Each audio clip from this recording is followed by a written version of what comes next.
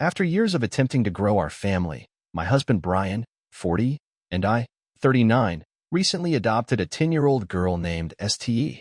She is truly amazing, full of inquiry, kindness, and a quiet strength that inspires me. The entire process was difficult and emotional, but from the moment we met her, we knew she was the missing piece.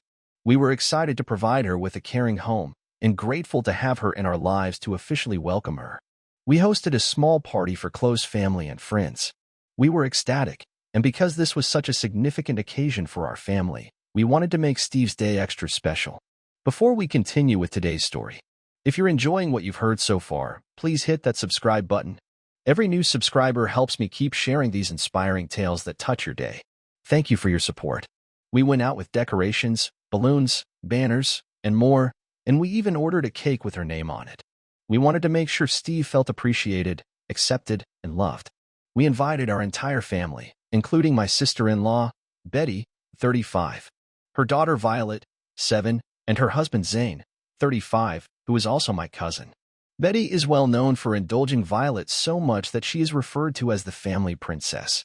Betty has always been very attached to Violet, lavishing her with care and making sure she is the star of family gatherings. She enjoys bragging about Violet's accomplishments, no matter how modest, and frequently advises that Violet be the focal point of our gatherings. Betty frequently becomes visibly sad when Violet is not the focus of attention, so we've all learned to show Violet some extra love to keep Betty happy. When I told Betty about our adoption and Steve's welcoming celebration, she was quite annoyed. Instead of praising us, she said something like, "So Violet won't be the only family princess now," before abruptly changing the subject. It was a bizarre response, but I assumed it was just jealousy that would pass.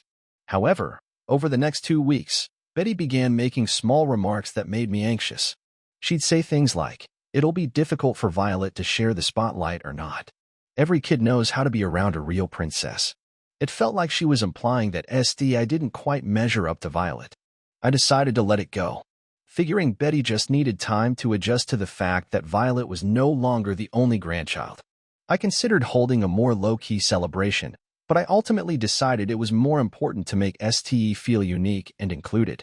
Finally, the big day arrived and everything was just perfect. The decorations were stunning and our home was filled with family and friends eager to meet Ste. Brian and I were overjoyed to see her so happy and relaxed around everyone. It felt like a fresh start for us all. When Betty, Zane, and Violet arrived, I instantly noticed Betty's awkwardness. She forced a grin, avoided eye contact, and stared at the decor with disappointment. In contrast, Zane was ecstatic to meet his niece. Despite Betty's unusual behavior, I attempted to maintain a pleasant attitude and focus on ensuring his enjoyment. Betty's actions grew more noticeable as the celebration progressed. Whenever someone complimented Ste, she'd respond with something about Violet. For example, if someone admired Steve's politeness, Betty would respond by reminding everyone how nice Violet had always been. If someone complimented Steve's clothing, Betty would proudly proclaim that Violet had been dressing like a little princess since she was a newborn. It was unrelenting. She would not allow Ste to have her moment in the spotlight. The worst part was when I noticed Betty gathered with a few others in a corner. I could hear fragments of their conversation, and it was evident she was talking about us. Betty was saying things like some folks just do not know how to raise a true princess, and it takes a special kind of parent to really nurture a child. It hurt to think that Betty would go to such lengths to undermine our efforts to make Ste feel loved and included. Just as I was about to face her, something unexpected occurred. Zane, who had been relatively quiet all night, suddenly rose up and requested everyone's attention. I was taken aback. I expected he'd make a toast or say something good about Ste. Instead, he released a bombshell that had everyone dumbfounded. Zane delivered devastating news in a calm but strong tone. He revealed that he had learned Betty had cheated on him years before with one of his buddies. After considerable investigation, he discovered that Violet was not his biological daughter. He added that he had just recently accepted this and had been suffering with it for some time. But after witnessing Betty's behavior at the party, he felt compelled to speak up. He said that he was going to file for divorce and split, but he would still be there for Violet if she wanted him in her life. The room became utterly silent. Betty's face turned pale and she was left speechless. She stood there motionless as if she didn't understand what had happened. After a moment, she turned and fled out of the room. Her face was a mix of amazement and panic. Zane quickly followed, leaving everyone stunned. The rest of the party went silent, but we were able to refocus on STI and enjoy the night. I felt a sense of comfort as I saw her grin, blissfully unaware of the familial drama that had just occurred. Despite everything, she had a terrific day, and it felt like our little family was finally coming together in the way I had always wanted. Betty has not contacted anyone since that night, and the family is torn over what happened. Some believe Zane did the right thing by standing up for himself and confronting Betty, particularly given her actions at the party. Others believe he should have kept it more private. A few family members have even indicated that I should not have had such a large, welcoming party, given Betty's view of Violet as the family princess. They suggest that my actions may have prompted Betty's outburst and the subsequent family conflict. This entire affair has left me feeling torn. On the one hand, I planned the celebration to honor SDI and express her affection. On the other hand, I can't help but wonder whether I should have anticipated Betty's reaction and been more mindful of her feelings for Violet. I'm conflicted because I don't believe I should have to tone down a celebration for Sting simply to make someone else feel better. SDI deserves all of the joy, and we will not apologize for it. However, Brian and I have stated unequivocally that we will not fund her legal bills or anything else, and we intend to stay in that position. Now we're attempting to figure out how to deal with Betty's demands. Part of me wants to explain why we aren't paying and establish hard boundaries. Betty's marital problems are not our responsibility, and it is inappropriate for her to blame us. But another part of me believes it would be best to ignore her and concentrate on our family, allowing Betty to solve her own mess. Our top priority is displeasure. Hello, everyone. I'm here with another update on what's been happening since my last post. Things have definitely picked up. Steam is doing wonderful and adjusting well at home, but I've noticed she's been a little quieter lately, which has me concerned. Zane recently reached out to us. He has been trying to digest everything that has transpired, but he wanted us to know he has our back and is concerned about Steam. That meant a lot, especially given the havoc Betty had created. Betty then escalated the situation by openly accusing Zane of being a poor father on social media, claiming he was leaving Violet during this difficult time. It was startling and only added gasoline to the family conflict. Many people defended Zane, which was encouraging, but it also demonstrates how far Betty has fallen. She even felt compelled to encourage both Zane and STI. Brian and I decided to step in. We talked to Zane and agreed that he should take measures to clear the air concerning Violet and Betty. He deserves to tell his story and shield his kid from the consequences of Betty's conduct. In the midst of all this upheaval, it tears my heart to see STE retreat. She is beginning to believe it is her fault that if she had not entered our lives, Betty and Zane would not be experiencing these difficulties. It is difficult to watch her struggle with such intense emotions. Brian and I are doing our best to tell her that none of this is her fault and that our feelings for her remain unchanged as we work through this difficult circumstance. I sincerely hope Betty understands the repercussions of her actions for the time being. Our first concern is his health and ensuring that she feels safe and loved in our house for the time being. Our first concern is their health and ensuring that she feels safe and loved in our house. Post 3.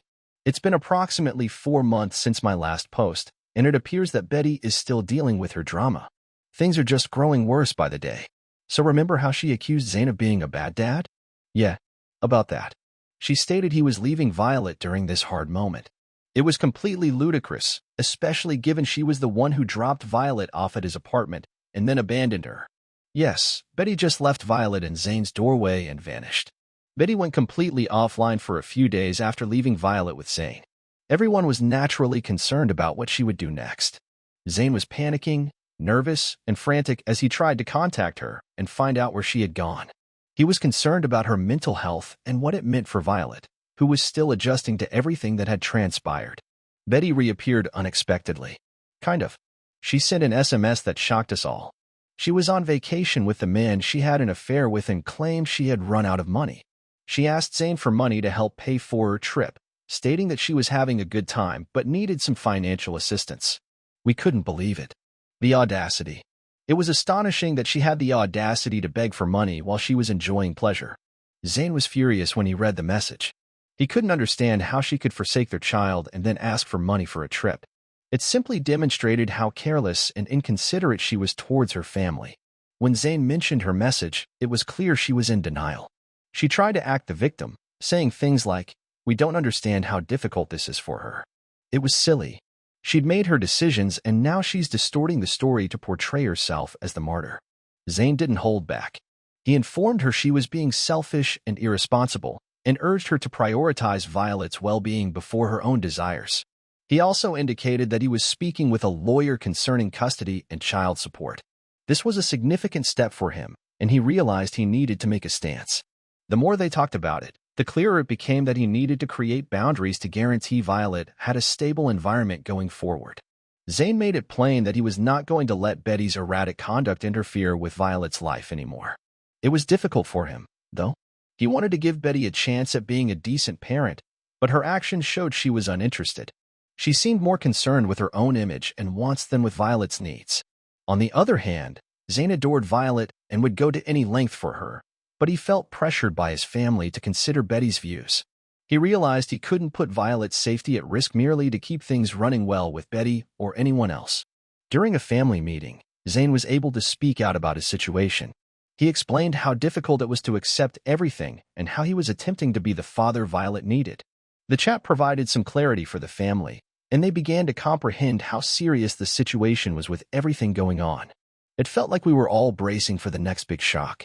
Betty's unpredictable behavior put everyone on edge, and we couldn't help but wonder how far she would go to maintain the upper hand in the situation. Zane ultimately decided to proceed with the custody process. He thought it was the greatest option to provide Violet with a stable home away from the havoc Betty was causing in their life. It was a difficult decision for him, but he knew it needed to be made. As we worked to disentangle this complicated family drama, it became evident that Betty was fully responsible for her conduct. She was the one who caused the problem and made the decisions that led us here. While we all hoped she would eventually realize her faults and seek assistance, we couldn't allow her to dictate how we moved ahead as a family. Steer has been a lot quieter since the family drama started. She appeared enthusiastic about her new life at first, but the tension with Betty and the pandemonium surrounding Zane had a bad effect on her. She fears she may have caused the problems between Zane and Betty. It kills my heart to see her like this. We have tried to convince her that none of this is her fault and that our feelings for her have not altered. We want her to feel safe and comfortable despite the commotion around her. Hopefully, Betty will come to her senses and stop subjecting the entire family to her drama. Update 4. Hi everyone. I haven't posted in a long time. I'm back with another update and things have taken a severe turn. It's been a roller coaster, but I'm relieved to say that Zane has officially earned custody of Violet after everything he's been through with Betty. This feels like a tremendous win for him and, more crucially, Violet. I won't get into the legal technicalities because, frankly, I don't understand anything. But the main point is that Zane has Violet's custody. Let's look into what's going on with Betty. She has been losing control since the ruling. Instead of taking a step back and reflecting on her decisions, she has embraced the victim mindset. It's actually quite bizarre to behold. She has been shouting on social media about how unfair the court was and how Zane manipulated everything to take Violet away from her. It's as if she's in her own little world with her as the main character, and it's just insane. She has even attempted to rally family members behind her cause, believing that if she can get enough support, everything is possible.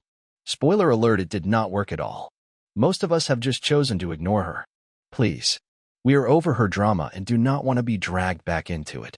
It feels wonderful to have taken that decision as a family. One especially embarrassing moment occurred when Betty showed up uninvited to a family gathering. She barged in and demanded to speak with Zane. The tension rose as she began ranting about how unfairly she was being handled. Instead of getting caught up in her craziness, Zane politely requested her to leave. It was a watershed moment for him, and the rest of us stood with him, supporting him. Betty's behavior has remained relatively consistent since then. She lashes out, seeks sympathy, and then withdraws into her own mess. Each time she does this, she distances herself further from her family. We can all see the pattern. She thrives on attention and drama, but we are no longer providing her with either. Zane has remained focused on Violet and her needs. He understands that engaging in theatrics will throw all he is striving to construct for their daughter off balance. Instead, he has worked tirelessly to establish a caring and supportive environment for Violet, which is exactly what she requires after everything that has occurred. Betty's attempts to elicit a rise out of Zane have completely failed. She has been sending urgent texts and blogging about how cruelly she has been treated, but it is clear that her family has opted to simply ignore her. It's almost comical to watch her collapse while we focus on creating a safe atmosphere for Violet. Violet is doing quite well considering everything that has occurred. Zane is ensuring that her needs are addressed and that she feels safe at home. The contrast between Betty's chaotic existence and the steadiness Zane provides is remarkable. It's wonderful to see Violet thrive in her new surroundings. Betty's downward spiral has led her to isolate herself even further. She has lost connection with friends and relatives who are tired of her drama, and it is difficult to see someone you once cared about struggle in a similar way. But we all know she needs to accept responsibility for her actions, and we will not allow her mayhem to interrupt our lives any longer. So that's the current position. Zane now has custody of Violet, and as Betty continues to lose it, we are all focused on providing a loving and stable environment for her kid. Sadie is finally feeling better following her custody struggle with Betty. Sadie was at first unhappy and concerned that she was causing issues for the family, but now that Zane has custody of Violet and things have cooled down, she feels more secure. We have worked hard to provide a caring and joyful atmosphere for her. She is becoming more interested in family activities and talking up about her emotions. It is wonderful to see her smile and hear her joy again. SDI has also stepped up as Violet's big sister, helping her feel more connected to the family. Their friendship is growing deeper, and it's wonderful to see them support each other every day. She is learning that it's all right to be happy even when things are difficult. We are committed to ensuring she feels loved and happy, and it is evident that she is beginning to accept her new existence. Update 5. Hello everyone. It's been 6 months since the last update, and I'm here with another one. Hopefully the last. Okay, let us get right into it. Betty was extremely distressed over the custody judgment. She was venting on social media, hoping for sympathy from anyone who would listen. It was clear she was struggling with losing custody in her upcoming divorce from Zane. Then, out of the blue, she contacted us and requested a meeting. We were all hesitant at first, given what had happened. Meeting her felt like a horrible idea, but after discussing it as a family, we decided to give her a chance. We thought it was critical to hear her perspective. Zane agreed to meet her, but made it plain he would not be drawn back into her chaos. We chose a cafe for the meeting. Betty immediately got in. Once we sat down, she began talking about how she couldn't bear the notion of losing her daughter. She continued saying she was going to change that. She was committed to being a better mother, and she recognized how her actions had affected Violet. During the conversation, Betty became upset and shed some tears. She spoke of loneliness and how everything had pushed her to her limits. She continually stated that she did not want to lose either Violet or Zane. Zane was upfront with her, stating that he could no longer trust her. He highlighted that Violet's well-being was his #1 priority. She tried to persuade him they could work things out, but it was evident he had already made up his mind. He thought that the only way to protect himself and Violet was to move forward with the divorce. That is when it struck her. She had not only lost custody of her daughter, but also her final chance to save her marriage. Betty's voice grew noticeably quieter following our meeting. It seems that the truth of her situation was now setting in. The weight of her decisions weighed hard on her. And while it was a difficult revelation to swallow, I hoped it would inspire her to make serious changes. I wanted to believe she could stand up for Violet, but there was still distrust among us. Only time would tell if this new perspective was a passing fad, or if she was actually committed to making an impact. In the following weeks, we noticed some changes in Betty. She began reaching out more, inquiring about Violet, and expressing a desire to become more active. Zane, however weary, decided to give her some room to demonstrate her seriousness. He wasn't ready to accept her back into their lives right away, but he recognized that Violet deserved to have her mother around if Betty was truly committed to making great changes. We were all apprehensive, but we also had a glimmer of optimism that Betty was genuinely attempting to change her life. Violet, for her part, appeared a little bewildered. She periodically inquired about her mother and how she was doing. Zane answered intelligently, making sure to confirm Violet's feelings without setting her expectations too high. Zane once sat down with Violet and had an open chat about her mother. He said that Betty was working on making improvements, but they might take some time to become obvious. Violet missed her mother despite everything that had happened, and it hurt my heart to see her struggle with this. As the weeks passed, we noticed some positive changes in Betty. She started attending to therapy and tried to put her life back on track. She even contacted several family members in an attempt to restore the relationship she had separated herself from. While she impressed me, I couldn't help but feel suspicious. Zane, on the other hand, was primarily concerned with providing Violet with a stable home. He was really stepping up as a father, spending meaningful time with her, and ensuring she felt loved and safe. They began a new pattern consisting of family dinners, game evenings, and weekend outings. It was wonderful to see Violet begin to relax and appreciate the good things in life again. Her current circumstance was vastly different from the chaos of the past, and it gave us all hope. However, Betty's path was not without difficulties. There were instances when she reverted to her old habits. She once sent Zane an irregular text in which she expressed her dissatisfaction with their visitation plans. It seemed like a step backward, and Zane had to tell her that he was doing his best to balance her needs and Violet's. When that happened, we could see Zane's stress level rise again. He was working hard to improve Violet's circumstances, and Betty's actions appeared to be undermining that stability. He took a step back, reminding himself not to get caught up in her drama and instead focus on what was best for their kid. Despite the ups and downs, Zane remained steadfast in his devotion. Violet's well-being remains his #1 priority. I admire his determination and how he has reclaimed control of their life after so much turmoil. It has not been easy for him, but he has shown great strength. Violet appears to be adjusting fairly well. Sure, she still worries about her mother, but she's learning that it's good to have fun even when things are bad. It's so lovely to see her laughing and playing again. We are all doing our best to create good memories with her, and it is clear that she is responding favorably. Betty's adventure, on the other hand, is a little more exciting some days. She demonstrates genuine potential, such as when she contacts Violet to inquire about her welfare. It appears like she is attempting to move her focus away from her own problems and toward her kid, which is a positive indicator. Still, we all know she has a long way to go before she can be a reliable presence in Violet's life. Betty recently indicated a desire to be more connected with Violet, and she appeared sincere about it. It marked a significant departure from her previous behavior, in which she frequently prioritized her personal wants. Zane is still being cautious, but has agreed to allow her some visitation time based on her commitment to make meaningful changes. Betty appears to be making an honest effort, and it's difficult not to be optimistic about her future change.